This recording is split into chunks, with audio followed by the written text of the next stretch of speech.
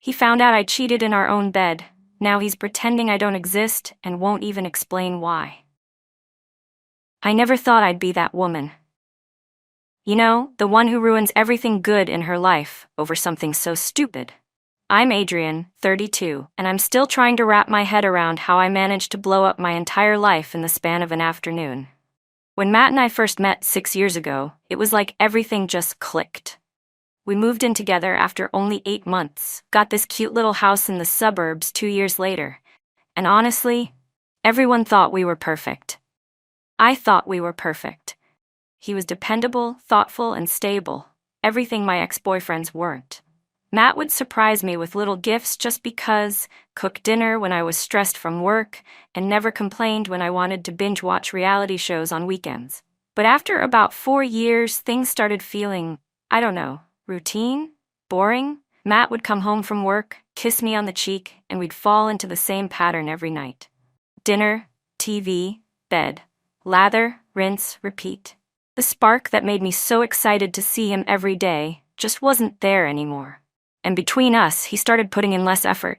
The surprise gifts became birthday-only occasions, date nights turned into takeout and Netflix, and our conversations revolved around bills and chores. My friends Kelsey and Vanessa kept telling me I was settling by staying with Matt. "You're still young," Kelsey would say during our girls' nights. "You need to experience life before you're locked down forever." Easy for her to say. She was single and constantly posting Instagram stories from different clubs every weekend. Meanwhile, Vanessa was on her 3rd marriage and still acting like she was some kind of relationship guru. But their words started getting to me. Was I missing out? Was this all there was to life? Predictable evenings with a man who barely looked up from his phone when I walked in the room? That's when Jake started at the office. God, Jake.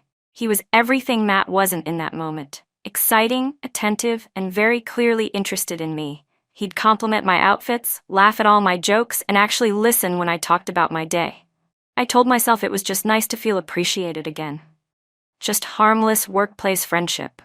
But then came the texting. First about work stuff, then about weekend plans, then about deeper things. Dreams, disappointments, desires.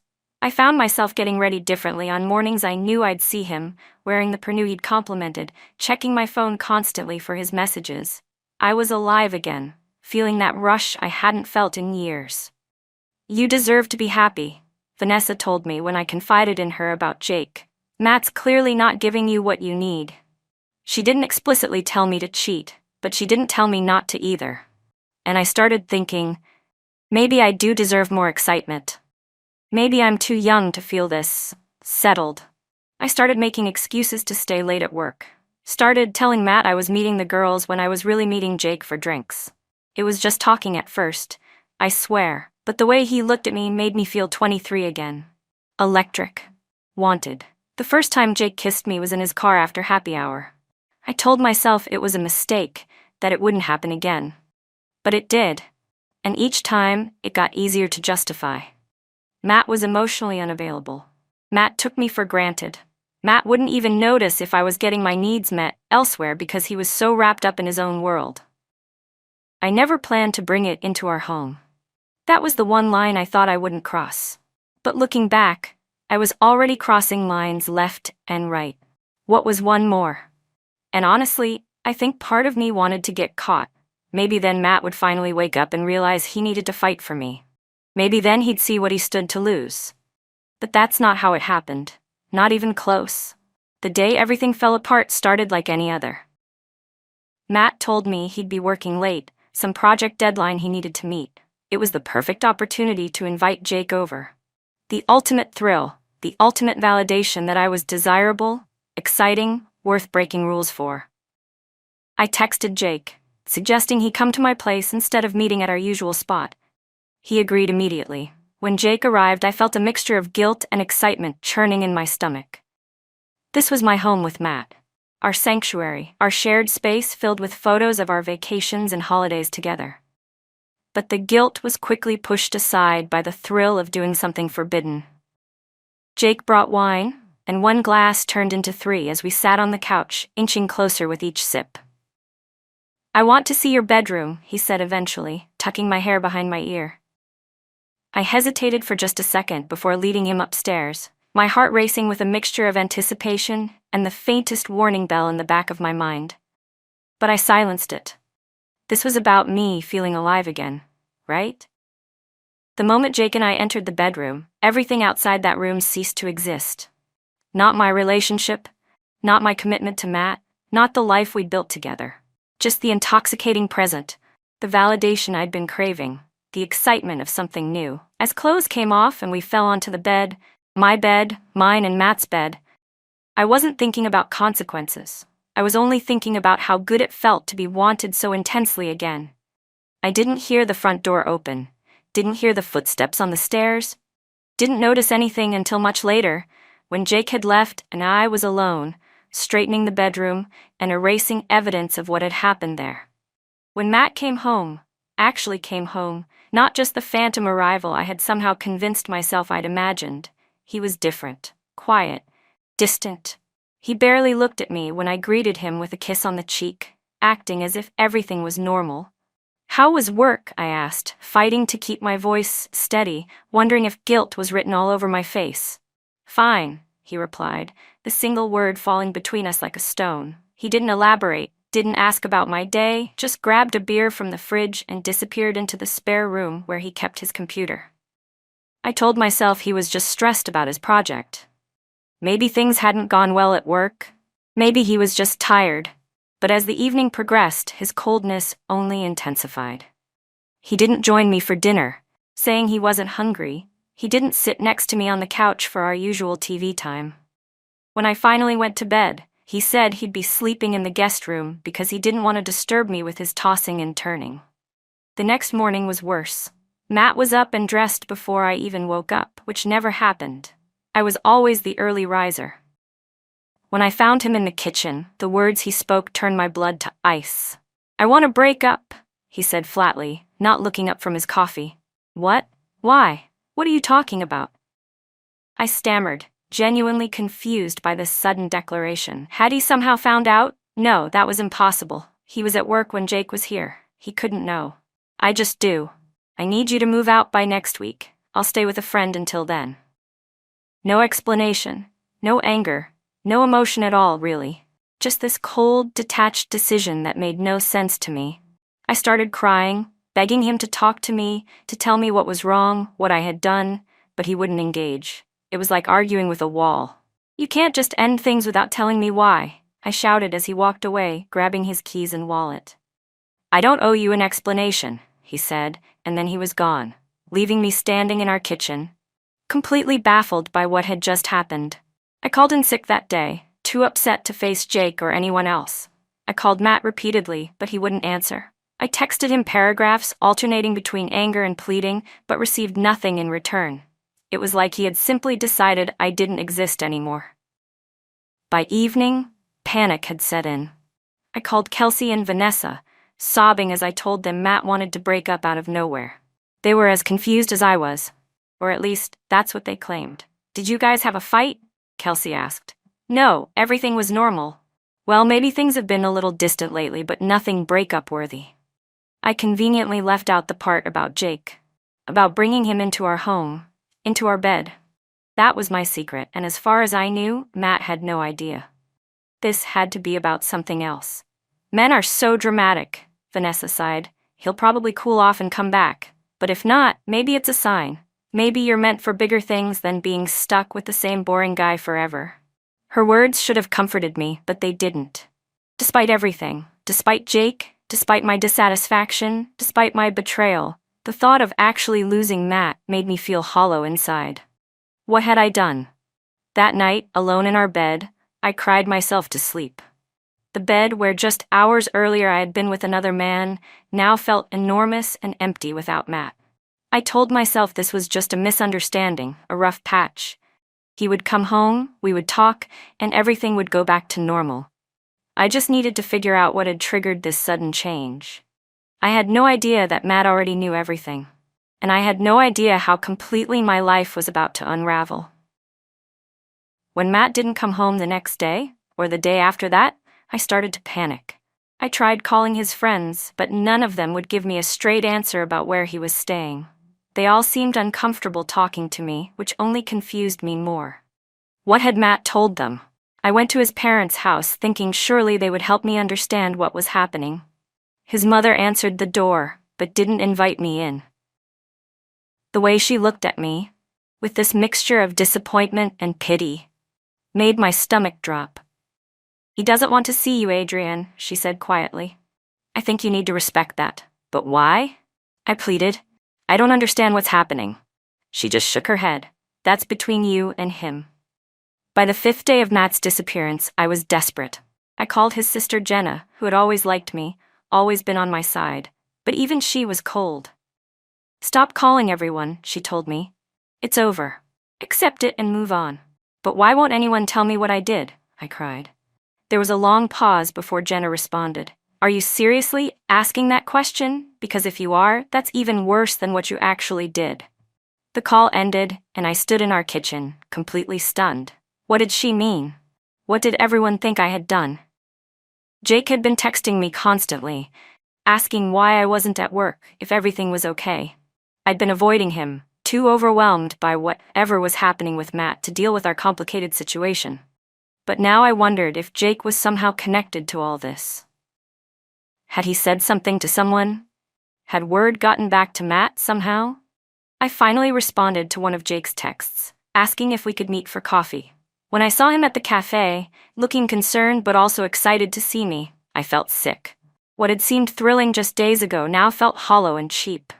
"What's going on?" he asked after I'd briefly explained that Matt and I were having problems. "I don't know," I said honestly.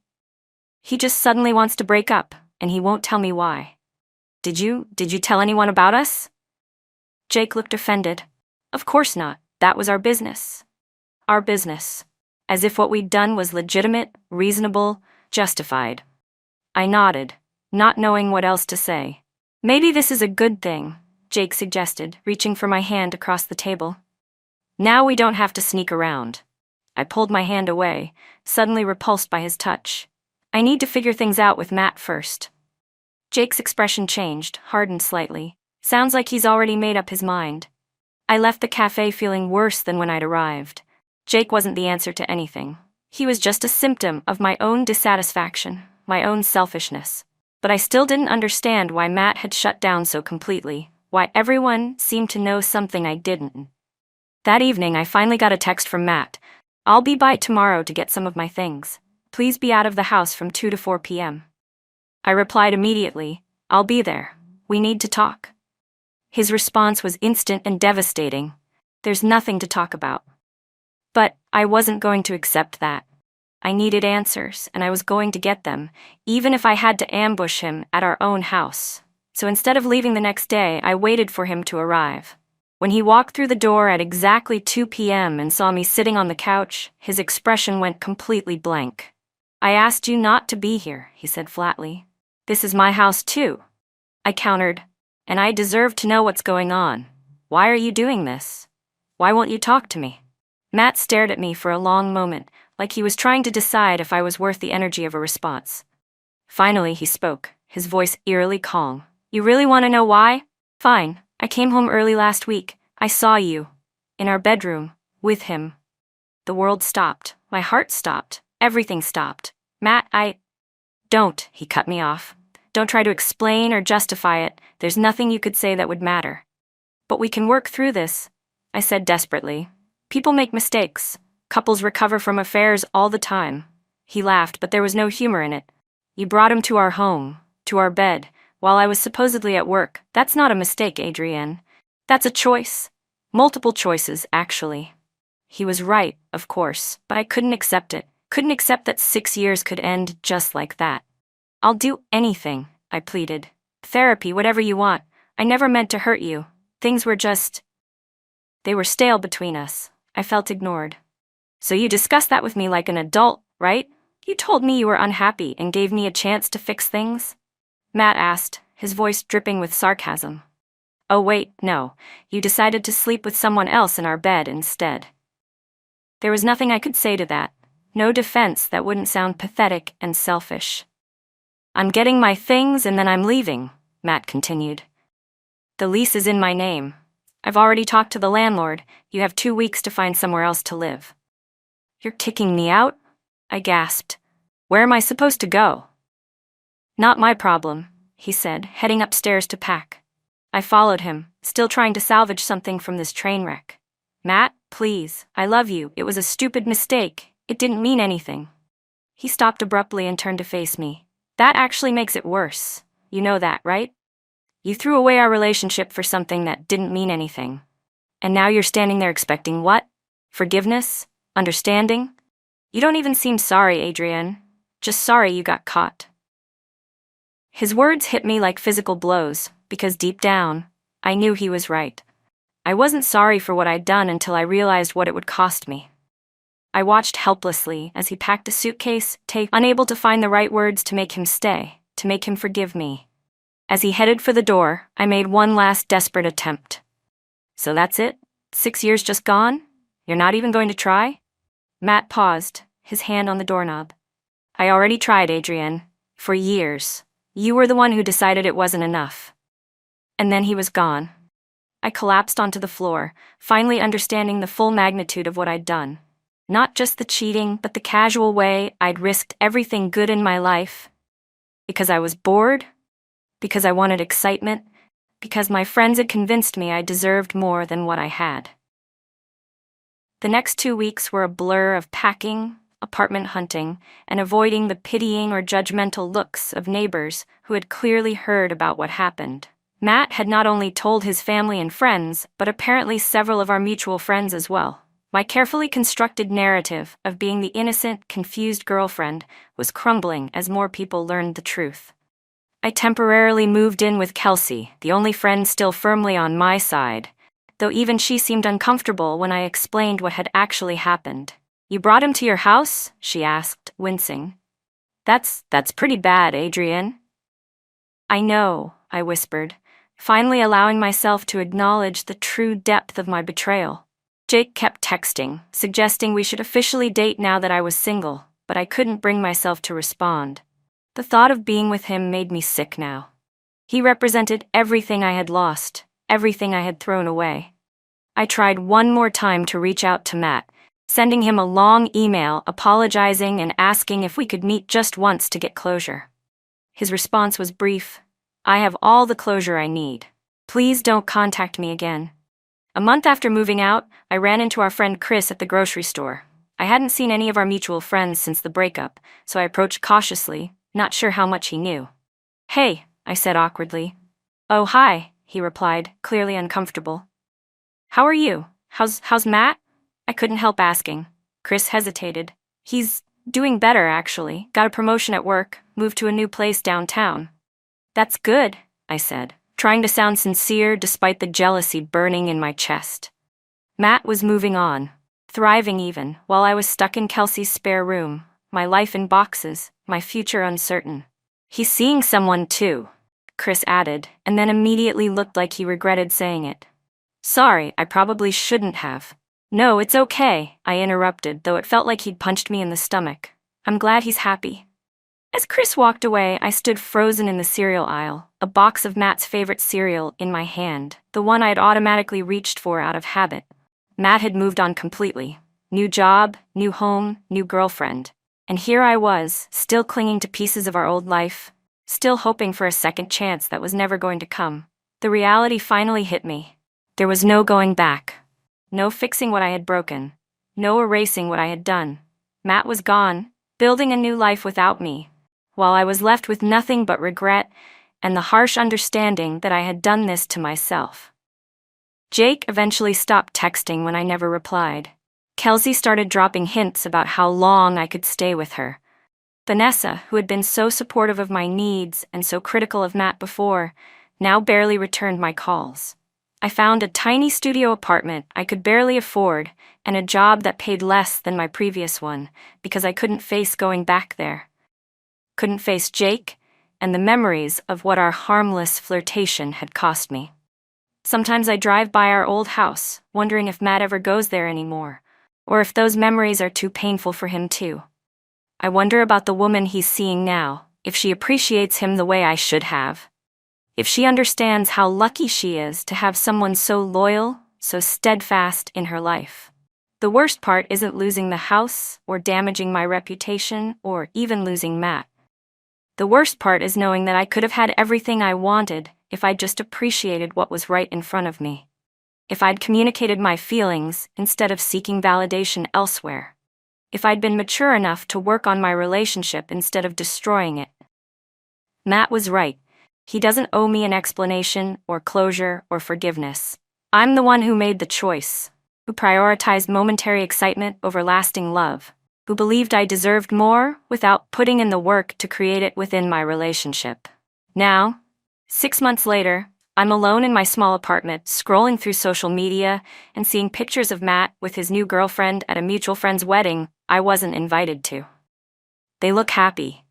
He looks happy, and I'm still here, haunted by what I threw away, trying to convince myself that someday this hollow feeling in my chest will go away, that someday I'll stop waking up, reaching for someone who isn't there and never will be again. He found out I cheated in our own bed, and now he's pretending I don't exist. And the worst part is, I don't blame him one bit.